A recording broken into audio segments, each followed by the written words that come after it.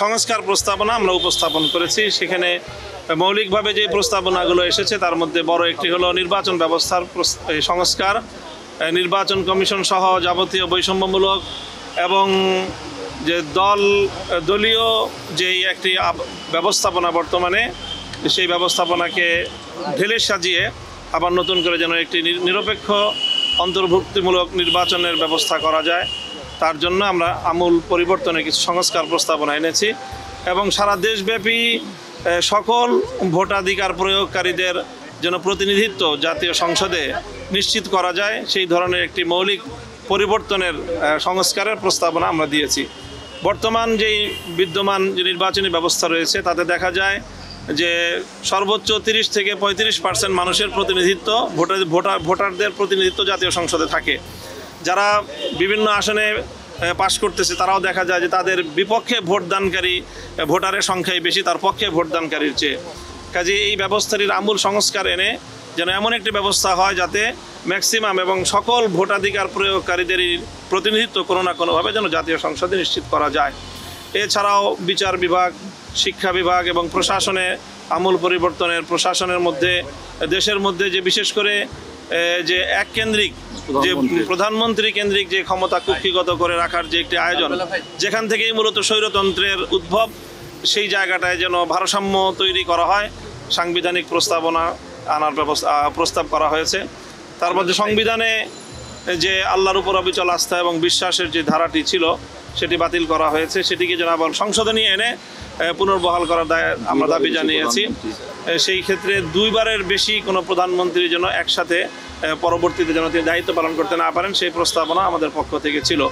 আর একটু বড় প্রস্তাবনা ছিল যে আমরা জানি হেফাজতে ইসলামের বিভিন্ন আন্দোলনে 2013 সাল, 16 সাল এবং 2021 সালে বহু মামলা, আমাদের অনেক হতাহত রয়েছে, শত শত মানুষ আমাদের হতাহত হয়েছে, তাদের অনেকের সন্ধানও এখন আমাদের কাছে নেই।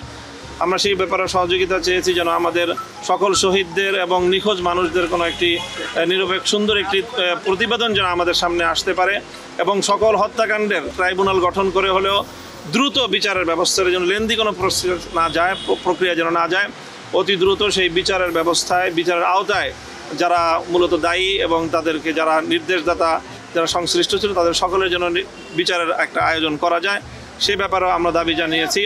এছাড়া দেশের কোনো নীতিমালা আইন প্রণয়নের ক্ষেত্রে ইসলাম বিরোধী কোনো নীতি আইন যেন প্রণয়ন না হয়, সেই বিষয়ে আমরা প্রস্তাবনা এবং দাবি জানিয়েছি। এবং হেফাজতে ইসলামের সকল মামলাগুলো, প্রায় 3 শতাধিক মামলা দেশব্যাপী 2013 সাল থেকে 2021 সাল পর্যন্ত হেফাজতে ইসলামের নেতাকর্মীদের বিরুদ্ধে দায়ের হয়েছে, সেই মামলাগুলো যেন অতি দ্রুত একটি নির্বাহী আদেশের মাধ্যমে এবং আইনি প্রক্রিয়ার মাধ্যমে এটি যেন দ্রুত প্রত্যাহারের ব্যবস্থা হয়। এবং সেটির জন্য আমরা 1 মাসের একটি সময়সীমা আমরা ওনার কাছ থেকে চেয়েছি যে 1 মাসের মধ্যেই যেন এই সকল মামলাগুলো যেন প্রত্যাহার করা হয়।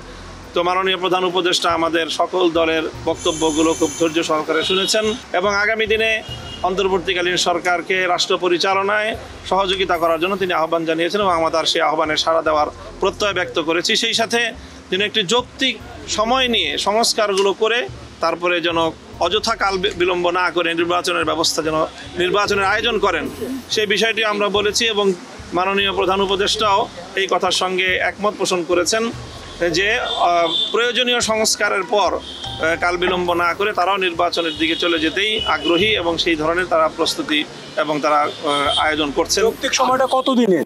যৌক্তিক সময়টা কতদিনের এই বিষয়ে সুনির্দিষ্ট আমাদের পক্ষ থেকে কোনো বক্তব্য দেওয়া হয়নি এবং সুনির্দিষ্ট কোনো মেয়াদ নিয়ে আমরা আলোচনা করিনি।